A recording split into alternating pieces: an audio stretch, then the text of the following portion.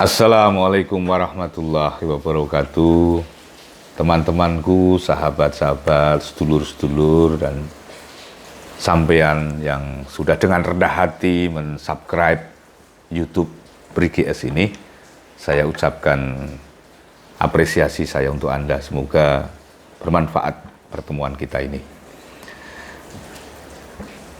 Manajemen hidup berkah bagian yang kedua. Bagian yang pertama, Anda bisa cek di seri yang pertama itu tentang saran saya agar Anda mewaspadai kedisiplinan pagar rumah Anda. Pagar itu bisa samping, bisa belakang, bisa depan. Ya, katakanlah yang paling tipikal, paling stereotip, rawan kekilapan itu pagar depan. Ya, tempat kita biasa menaruh mobil kita, terutama kalau Anda tidak bergarasi, yang ada hanya carport, itu rawan pagar kita itu kita izinkan untuk mencuri ke depan, yang itu adalah hak-hak publik dengan sesenti, 2 senti, atau malah semeter, setengah meter, seperempat meter. Ya, itu akan menjadi sebuah bekal yang buruk bagi Anda sekeluarga. Saran saya, tahan diri. Jangan ini Anda lakukan hanya karena sebuah keluasan-keluasan yang tidak seberapa dan tidak akan mengubah keuntungan apapun di dalam hidup Anda itu, tapi akan mendatangkan kerugian, mudarat, sumpah serapah yang berkepanjangan.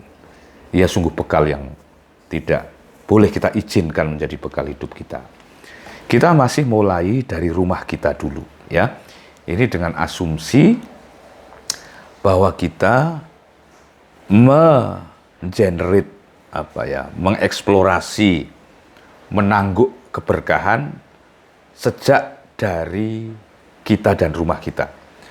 Untuk adik-adik yang masih muda, yang masih belum berkeluarga atau malah belum berumah, itu nanti ada tip keberkahan ala mereka. Insya Allah semoga ada waktu untuk membuat video-video yang itu. Mari setelah pagar, batas-batas rumah kita berdisiplin dengan niat mulia, yakni kita hidup berdampingan dengan tetangga agar memunculkan keberkahan bertetangga itu. Sekarang lebih internal. Saya menyarankan mulai dari makhluk yang ada di rumah kita, di luar kita.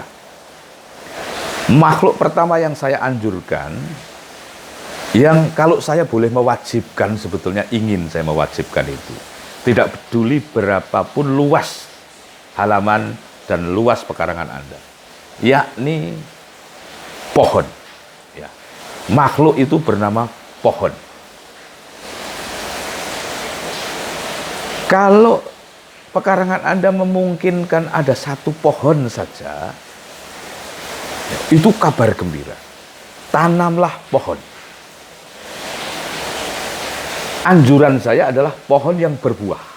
Bisa mangga, dan pohon yang relatif berumur panjang. Bukan kates, ya. Bukan kates, bukan jenis tanaman-tanaman singkat. Nanti itu ada formatnya sendiri.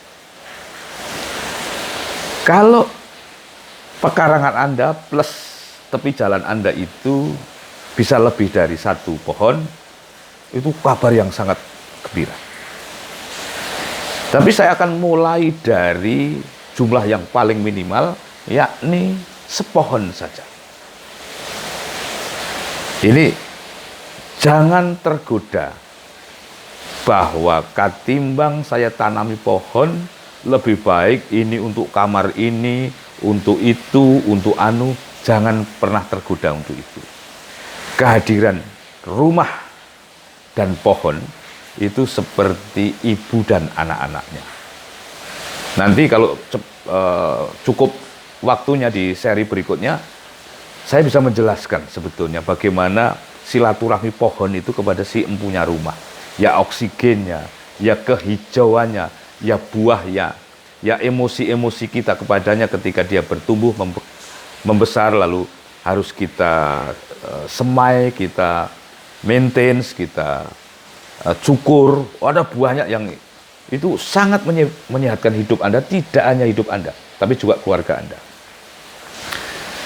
Kalau rumah Anda begitu kecil dan halaman Anda begitu sempit, tidak usah pohon buah yang besar, yang akarnya memang tidak ramah kepada rumah Anda yang kecil. Tetapi bukan berarti Anda boleh tidak menanam. Ya, bukan berarti mentang-mentang rumah Anda kecil, Anda boleh mengabaikan kehadiran tanaman di rumah Anda. Apa itu? Carilah pohon bunga yang berkarakteristik perdu. Perdu itu semak.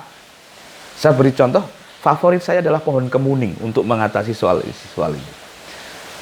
Pohon kemuning ini kebetulan pohon kesukaan Sri Sultan Hamengkubuwono pertama. Ya. Dengan bermacam-macam filosofi yang dikandungnya. Jadi, kalau Anda sudah memiliki bekal, pagar tidak melanggar, lalu Anda mencintai pepohonan dan Anda hadirkan ke rumah Anda, itu kabar modal awal yang sangat baik bagi keluarga Anda. Ketiga, tip ini 2 saja.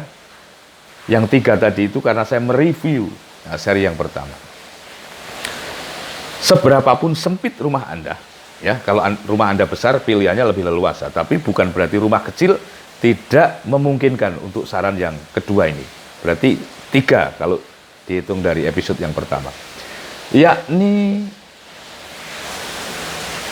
upayakan Anda bisa melihat langit, ya, walaupun Anda di rumah.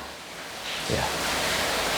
Jadi saya tidak tahu bagaimana Anda memikirkan ini. Tapi saya pernah punya pengalaman ini di rumah saya yang pertama, rumah yang kecil. Saya ingin membuat tingkat, tapi karena saya masih kekurangan dana waktu itu, sehingga ketika beton sudah saya hamparkan, tapi belum bisa memberi atap karena persoalan dana, saya malah jatuh cinta kepada hamparan beton tanpa atap itu. Karena rumah saya yang kecil itu menjadi sangat luas rasanya. Ketika saya sedang tertekan, saya naik ke lantai 2, saya tiduran menatap langit. Kalau sore itu menjadi biru sekali, kalau malam ya dipenuhi bintang-bintang, dan itu saya serasa berpiknik di alam yang entah. Itu menyehatkan tidak hanya saya, tapi juga keluarga kami. Itu tempat rekreasi kami yang paling kami sukai, di rumah yang kecil dan berdempet-dempet dengan tetangga itu. Jadi saudara-saudaraku, mulai dari rumah saja kita harus mendulang berkah, ya. Kita akan ketemu di manajemen berkah, manajemen hidup berkah di sesi berikutnya, ya. Semoga Anda tidak kapok-kapok berkunjung ke YouTube BRIGS ini. Semoga bermanfaat. Wabillahi taufiq wal hidayah. Assalamualaikum warahmatullahi wabarakatuh.